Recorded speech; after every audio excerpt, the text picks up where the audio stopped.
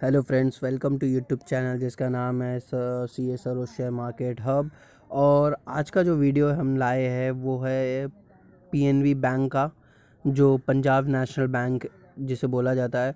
और नीरव मोदी स्कैम के बारे में तो सबको पता है कि जिस बैंक में स्कैम हुआ था वो है पीएनबी बैंक। और तब से बैंक ने कुछ अच्छा परफॉर्म नहीं किया है। उसके बाद से लॉकडाउन भी लग गया, ईच एंड एवरीथिंग इस हो गया लाइन में। तो पीएनबी के शेयर प्राइस काफ़ी नीचे आ गए हैं और वो एज़ कंपेयर टू पहले जितने थे स्कैम एंड लॉकडाउन के बाद। तो अब ये रिकवर करेगा। अब इसका रीज़न भी है, मैं क्यों बोल रहा हूँ रिकवर करेगा आगे जाके। तो वीडियो को शुरू से अंत तक देखना, स्किप मत करना। और चैनल को सब्सक्राइब करो, बेल आइकन को हिट करो ताकि नेक्स्ट टाइम मैं जो भी वीडियो डालूँ उसका नोटिफिकेशन आपको सबसे पहले मिले। चलिए वीडियो को स्टार्ट करते हैं। और पहले किसी चीज़ को भी स्टार्ट करने से पहले उसके इंट्रोडक्शन, उसके टॉपिक क्या है वो देखते हैं। तो हमारा पंजाब नेशनल बैंक है, एब्रीवेशन उसको कैसे प्रोनाउंस करते हैं, PNB is an Indian public sector bank headquartered in New Delhi, India. The bank was founded in 1894 and it is the second largest public sector bank in India, both in terms of business and in network. भी bank जो है ये अपने India का second largest public sector bank है, जो business as well as network जो भी मतलब अदर एक्टिविटीज़ में जो इन्वॉल्व रहते। ठीक है। अब इस कंपनी के मर्ज एंड एक्विजिशन कब कब हुए, जब से पीएनबी 1894 से चालू हुआ। ओके, तो 1951 में Bharat bank limited new Delhi में हुआ। 1961 में यूनिवर्सल बैंक ऑफ इंडिया। 1962 में इंडो कमर्शियल बैंक। और 1986 में Hindustan commercial bank India.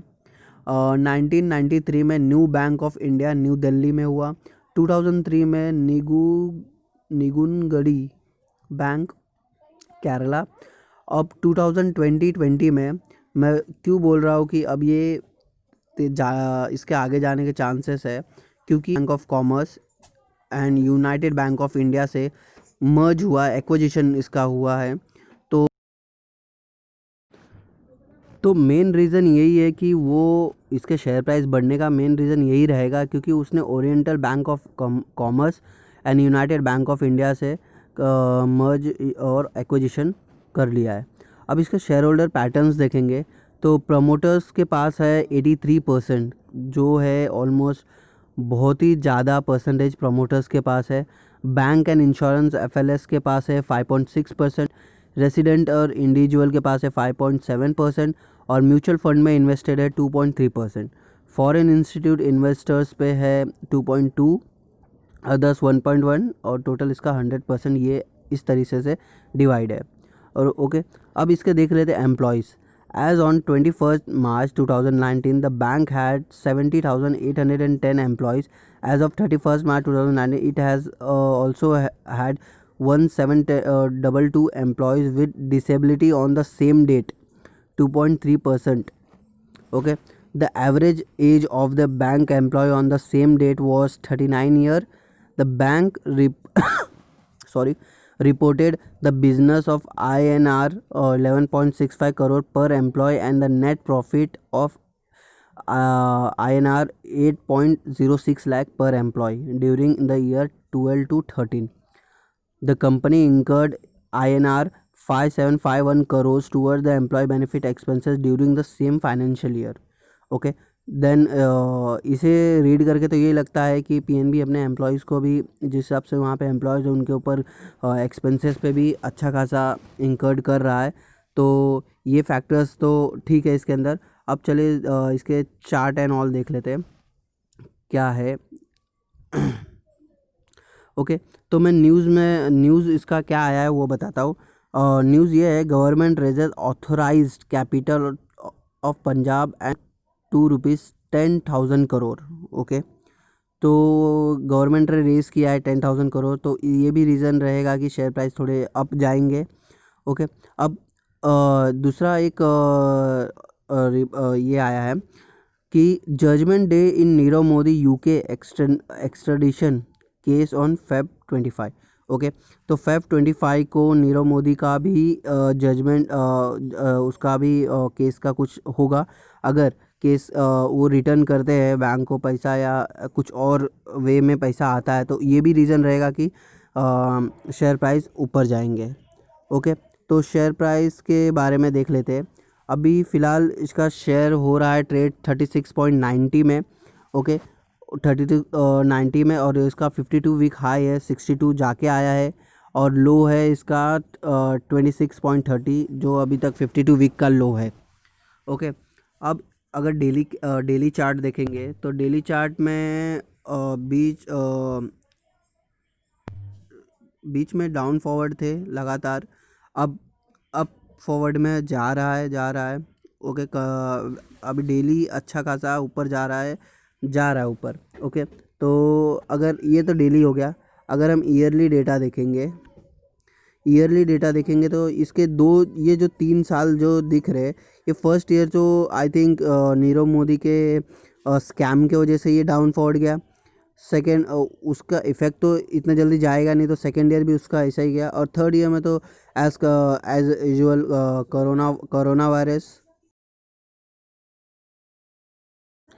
Fourth year का देखेंगे, जो अभी करंट ईयर जो 21 चालू हुआ हो, तो उसका रिज़ल्ट जा रहा है अच्छा, ग्रीन में दिख रहा है कैंडल।